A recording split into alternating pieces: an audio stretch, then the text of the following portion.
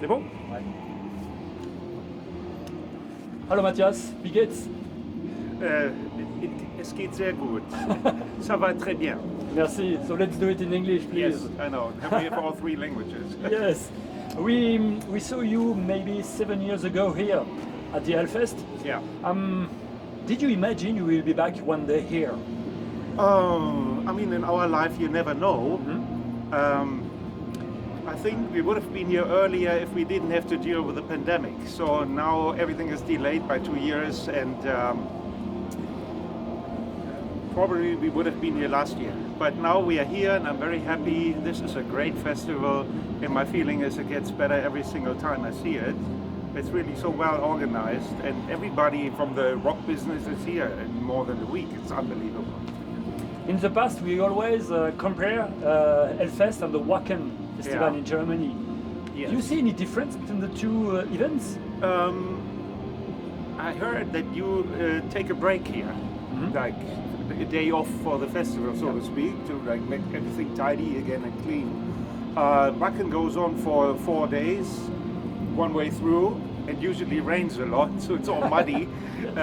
So there is a difference, but both of them are great rock festivals, and I must say, like years and years ago, the big ones were always in England and some in the US. But now, meanwhile, you know, France has been catching up with some really great festivals, and Germany because of Wacken and Rock am Ring as well. This year you are now again in a very long international tour. Yes. Is it the way of life you dreamed when you started the band? I mean, when I joined the band, it's like 44 years ago. The band was already going in the 70s, and we were all too young to think about the age we have today. So when you're young, you think there's no end to things, but you have no idea what to imagine. And meanwhile, when you look back, it is very astonishing that we are together for such a long time, still successful, with a brand new album, and touring the world like we've always done. And sometimes I must think the success we have right now is comparable to the one in the 80s. You know, every place is full, sold out, and the fans are very enthusiastic, and we gain a lot of new ones. You know, young people are enjoying the Scorpions music, which is great. Yeah. Yes. You know, we are 80 and they are 18 or 28. Yes, many of your fans are younger than you, of course, but yeah, they're younger than most of our songs. Yeah. Yeah. But sometimes do you meet people, fans who are much older than you? People from 80 or 90 years, which are dancing, screaming. I don't think Is that so. possible? No. But I'm sure there are some fans that grew up with us and were staying very loyal, but I think most of them don't go to concerts anymore. They might be listening to the music, maybe not, I don't know. Maybe they need a hearing aid. Okay.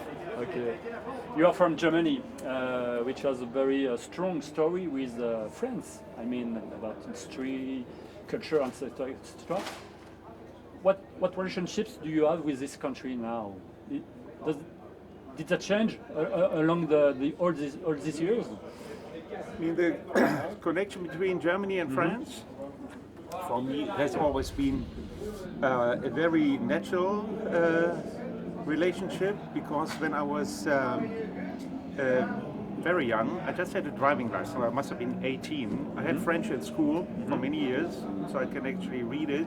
Speaking it, I need a bit of practice, but after a couple of days, it's okay.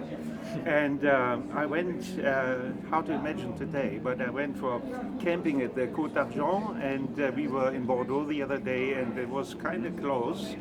It reminded me, I always liked it here, always. And Paris is my favorite city in the world. Yeah. Absolutely. Yeah. Okay. There's a special song about Paris, about the Bataclan. Yes. How did you get the idea? Klaus wrote the lyrics, and I think he was also looking like in this song at an homage for the French fans and La France. And he mentioned the Bataclan because it was a very tragic and serious and sad event, but he also mentions all the good stuff. So it's like, as I said, an homage. Will you play this song tonight on stage? Depends? I don't think so. No. I think we thought this is not intimate enough. Yeah. And it's a festival, a rock festival, so we do it when we play shows in France and we are by ourselves. Then it's you know, what is happening between the Scorpions and the French fans, that's coming across a lot. Here, it might get lost. Okay, I understand. Let's talk about your last album. Mm-hmm. Are you proud of Rock Believer? Yeah, I would say yes. One can be proud. We were using the downtime during the pandemic, and we're working just amongst ourselves in a bubble in our hometown. We couldn't travel anywhere. The producer could not come in, so we produced it ourselves. And I guess we have enough experience. So, and you can hear it. It turned out to be pretty good.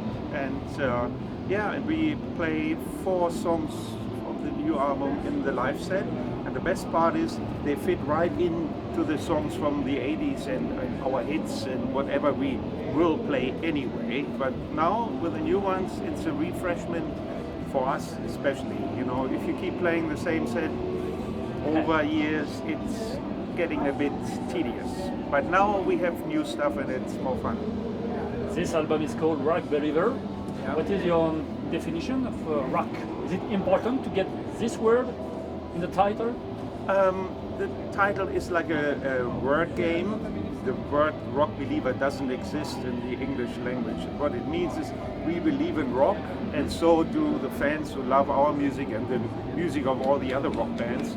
That's yeah, the same like our album title Laugh Drive. That word doesn't exist, but you have a certain freedom if you write poems or lyrics, and that's what it means now.